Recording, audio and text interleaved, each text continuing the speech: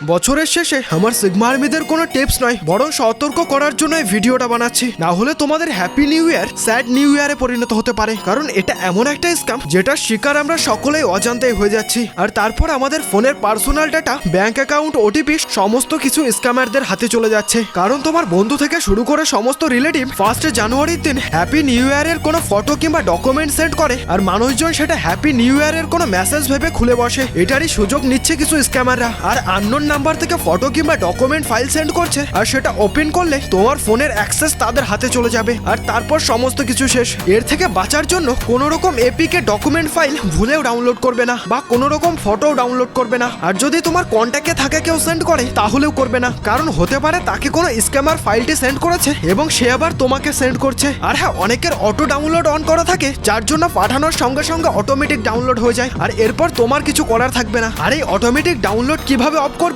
আমি বলছি, সঙ্গে সঙ্গে করে নাও। প্রথমে হোয়াটসঅ্যাপ ওপেন করো এবং উপরে ডান দিকে কর্নারে 3 ডটে ক্লিক করো, তারপর সেটিং, আর তারপর স্টোরেজ অ্যান্ড ডাটা, তারপর হোয়েন ইউজ মোবাইল ডাটা। সবকটা ঘর ফাঁকা করে দাও, মানে টিক থাকলে সেগুলিকে খালি করে ওকে ক্লিক করো, আর তারপর নিচের যে দুটি রয়েছে সেগুলিকেও সেম জিনিস করো, ব্যাস তাহলেই কাজ হবে। আর হ্যাঁ, এই ভিডিওটা কাকে কাকে শেয়ার করতে হবে তুমি খুব ভালো করে জানো।